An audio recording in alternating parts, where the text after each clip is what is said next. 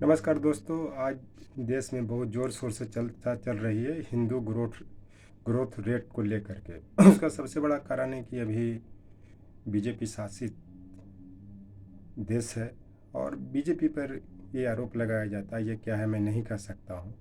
ये हिंदुत्व को बढ़ावा देता है, हिंदू की पार्टी है, लेकिन मैं इसमें विश्वास नहीं करता हूँ कि हिंदू की पार्टी है या किसी और की पार्टी है, क्योंकि किसी के समर्थन से भी सरकार बनती है, जनता के बहुमत से बनती है, वो पूरे देश की सरकार होती है और सबकी हित की बात करती है। लेकिन आज के दौर में जो इन्होंने अयोध्या का मुद्दा या मंदिर का मुद्दा या मस्जिद का मुद्दा उठाया है, तो फिर एक तरह से ये हिंदू ग्रोथ रेट की बात ज़ोर शोर से की जाने लगी है। तो हिंदू ग्रोथ रेट 1960 के दशक में श्री राजकृष्ण जी ने दिया था।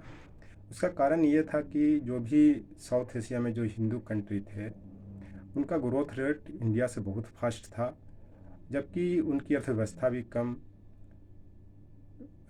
भी कम था इंडिया के तुलना में। लेकिन फिर भी इंडिया का ग्रोथ बहुत स्लो था, इस कारण इसको हिंदू ग्रोथ रेट कहा गया था। आज भी जो भारत को जो ग्रोथ रेट है, जो भी एशिया में जो देश हैं या दक्षिण एशिया के जो देश हैं, उससे कम है। अभी एक एग्जाम्पल देता हूँ कि जो अभी हैप्पीनेस इंडेक्स का जो वैश्विक स्तर पर जो रिपोर्ट आया है, उसमें इंडिया का जो रैंक है 136वां है, जबकि बांग्लादेश, पाकिस्तान, श्रीलंका, इस सब का जो हैप्पीनेस का इंडेक्स है वो इंडिया से बहुत बढ़िया और 100 के लगभग नीचे है। इसका कारण है कि हैप्पीनेस में सबसे बड़ी चीज़ जो होती है कि डर नहीं होना चाहिए, लेकिन आज के जो देश की जनता है, खास करके जो मुस्लिम संप्रदाय के लोग हैं, उनमें डर पैदा हो गया है कि आगे क्या होगा नहीं होगा।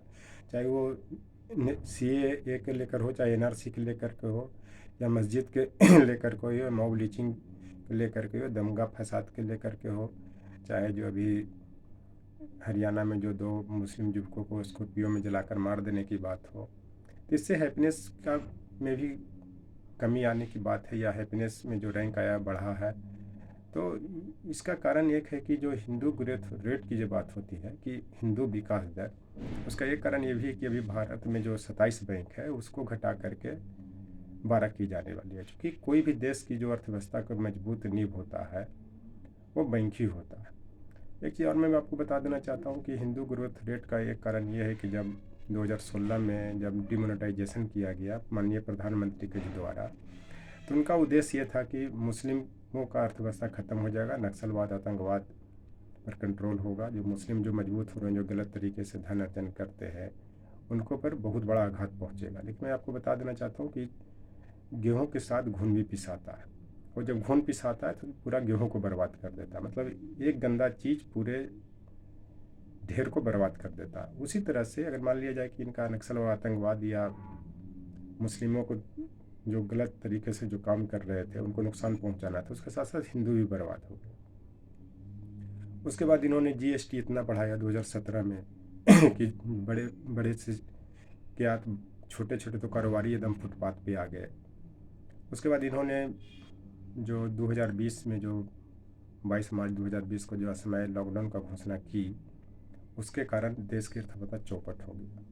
तो ग्रोथ रेट ये सब कम होने का सबसे बड़ा कारण रहा, जो आज उससे उबर नहीं पाया है देश। और हिंदू ग्रोथ रेट की बात की जा रही है, क्योंकि जो भी विद्वान हैं या जो अर्थशास्त्री हैं, उनको लग रहा है कि माननीय प्रधानमंत्री जी मुख्य रूप से हिंदू पर फोकस है, हिंदू के लिए अपना सत्ता स्थापित करने के लिए हर चीज़ सेक्रीफाइस करने के लिए तैयार हैं, चाहे ग्रोथ रेट गिर जाए, चाहे अशांति फैल जाए, दंगा भड़क जाए। तो इस कारण से ग्रोथ रेट कम चल रहा है। तो इसी पर एक शेर भी कहा गया है, संप्रदाय का जहर लगा है हिंदुत्व की लाठी पर, वरना मुट्ठी भर नहीं शासन करते। 140 करोड़ भारत की जनता पे। कहने का मतलब है कि जिसकी लाठी पर हिंदुत्व की जो संप्रदाय की जो लगा हुआ है, जो लाठी पर जहर लगा हुआ है और उसके पीछे सब भाग रहे हैं, चाहे हिंदू हो मुस्लिम हो, तो मुट्ठी भर जो शासन करने का मतलब ये जो मुट्ठी भर ही लोग शासन कर रहे हैं, चाहे मैंने आजकल उद्योगपति हो, चाहे मंत्री परिषद हो, चाहे जो भी पीछे दरवाज़ा से आ रहे हैं, चाहे धर्म के नाम पर, जाति के नाम पर, संप्रदाय के नाम पर। अगर संप्रदाय, अगर हिंदुत्व की सब नारा नहीं लगाते, लाठी का मतलब हुआ कि जो हिंदुत्व पर का प्रयोग करके, हिंदू का प्रयोग करके हिंदू संप्रदाय को संरक्षित करने के लिए जो दूसरे संप्रदाय पर या हर हिंदू संप्रदाय में हर जातियों का जो उत्पीड़न किया जा रहा है, या आपने यूपी में देखा कितने लोग का इनकाउंटर किया गया। उसके बाद महिलाओं की स्थिति देखा, आप हाथरस का घटना हो, चाहे उन्नाव का हो, चाहे पश्चिमी उत्तर प्रदेश का हो, तो जो घटनाएं घटी गई, तो हिंदुत्व की लाठी पर के जो ये जहर उगलते हैं तो हिंदू की भी नहीं, उससे सब उत्पीड़ित होता है। और मैं आपको बता देना चाहता हूँ कि गलत होता है, जो भी जहाँ पे गलत करे उसको रोकने की ज़रूरत है, चाहे वो हिंदू हो, मुस्लिम हो, चाहे हिंदू के अंतर्गत जाति हो, चाहे मुस्लिम के अंतर्गत जाति हो। तो इस कारण जो हिंदू ग्रोथ रेट का कम होने के कारण अशांति भी है, देश में जो अशांति फैला हुआ है, डर पैदा हो गया लोगों में। इसी कारण लगभग 5 करोड़ लोग अब तक जो कोविड काल में देश छोड़ करके विदेश चले गए, वहाँ नागरिकता के लिए चले गए, क्योंकि उनका कहना है कि जब देश में सुरक्षित ही महसूस नहीं कर पा रहा हूँ तो फिर देश में रहने का क्या फ़ायदा है। और जब आज का जो जैसा परिस्थिति, अगर 5 करोड़ लोग कोई छोड़े होंगे तो ज़्यादातर कौन छोड़े होंगे, किसी से छिपा हुआ नहीं है, सब लोग जानते हैं। जब लोग असुरक्षित महसूस करता है, चाहे जहाँ भी हो, उस जगह को छोड़ करके सुरक्षित जगह पे जहाँ पे जाते हैं, जहाँ पे रोज़गार का अवसर हो, सोशल सिक्योरिटी हो, वहीं पे लोग जाते हैं। क्योंकि लोग सोचते ही हैं कि चलो 2 वक्त का रोटी खा के तो शांति से तो जीवन जीऊँगा, मन में तो डर तो नहीं रहेगा। तो अशांति का एक कारण ये भी आज के दौर में जो चल रहा है, या हिंदू ग्रोथ रेट के लेकर के, मान लिया जाए कि मोदी जी खुद अयोध्या मंदिर का उद्घाटन करते हैं, या फिर जो मान लिया महाकाल के पास जाते हैं, महाकाल मंदिर में जाते हैं, जहाँ जहाँ ये जा रहे हैं, तो उससे भी जो अदर संप्रदाय के लोग हों उनमें गलत मैसेज जा रहा है कि ये हिंदू राज्य को स्थापना करना चाह रहे हैं। और लोग कहते भी हैं कि सभी लोगों के डीएनए में हिंदुत्व भरा हुआ है। तो ये सब जो सिचुएशन पैदा हो रही है, इसके कारण भी ग्रोथ रेट कम हो रहा है। और चाहे वो खालिस्तान को लेकर के हो, चाहे और जिस संप्रदाय के बाद लोग हों, एक तरह से उनको ही सबसे प्रोत्साहन मिल रहा है। और इसी कारण उस संप्रदाय के लोग, चाहे वो कनाडा में रहने वाले हों, चाहे अमेरिका के रहने वाले हों, वो सब इन लोग को खालिस्तान का जो असामाजिक तत्व है उनको बढ़ावा दे रहे हैं। आखिर 35 करोड़ रुपया, ये तो ऑथेंटिक है, पता नहीं कितने करोड़ रुपये इतने 2-4 महीने में आ गए हैं, लेकिन इससे छिपा हुआ नहीं है। तो आप तो इससे अनुमान लगा सकते हैं कि हिंदू ग्रोथ रेट का कारण क्या है। और एक चीज़ और मैं बता देना चाहता हूँ कि जब देश में बहुत बड़ा विपत्ति आ जाती है और लगता है कि प्रधानमंत्री को एहसास हो जाता है कि अब मेरी सत्ता जाने वाली है, तो रोने भी लगते हैं।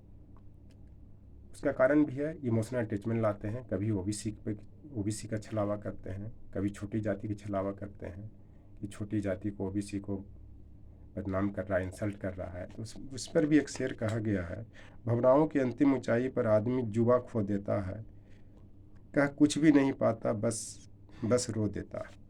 कहते मतलब कि जब कुछ कहने की जरिया नहीं बचता है, कोई एक्सप्लेनेशन की जरिया नहीं बनता है, जब कोई गलत निर्णय ले लेते हैं और वो निर्णय के कारण पूरा देश चौपट हो जाता है, आदमी बर्बाद हो जाता है, तो आदमी को रोने के अलावा कोई रास्ता नहीं बचता है। मैंने अपने गलती का एहसास हो जाती है।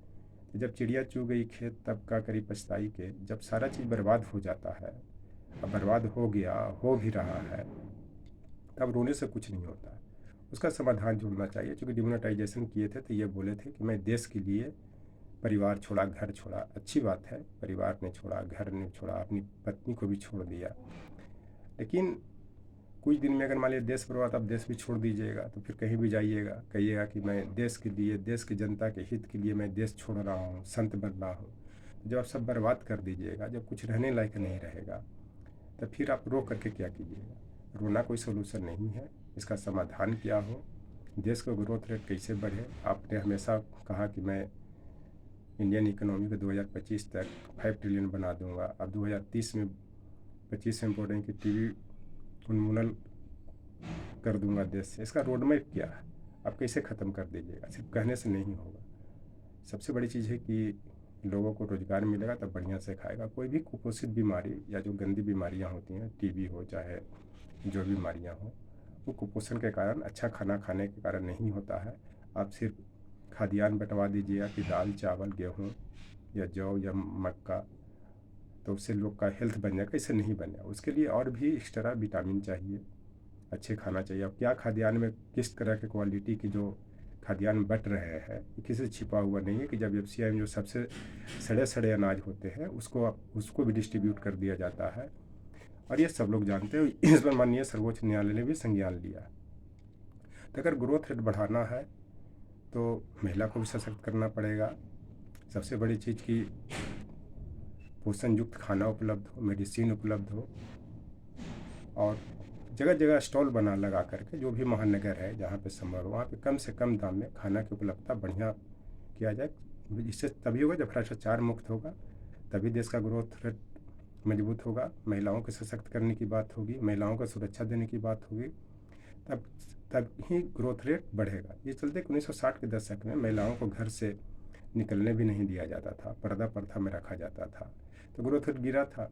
आज लेकिन जो महिलाएं, जो कार्यशील महिलाएं बाहर आ रही हैं, घर से बाहर आ रही हैं, कुछ करना चाह रही हैं, तो आप रोज़गार उपलब्ध करवाइए, अपने आप देश का ग्रोथ रेट बढ़ जाएगा। रोज़गार दीजिए, उसके बाद वैकेंसी निकालिए, जगह जगह पे जो भी सुविधाएं हो सके लोकल स्तर पर, कि सिर्फ इंटरनेट पहुंचाने से, ब्रॉडबैंड पहुंचाने से ये सबसे काम नहीं चलेगा। ग्रोथ रेट बढ़ाना है तो महिला को सशक्त करना पड़ेगा। इसके साथ साथ सभी संप्रदायों को, लोगों को मजबूत करना होगा, तभी देश की राष्ट्रीय एकता अखंडता मजबूत होगी।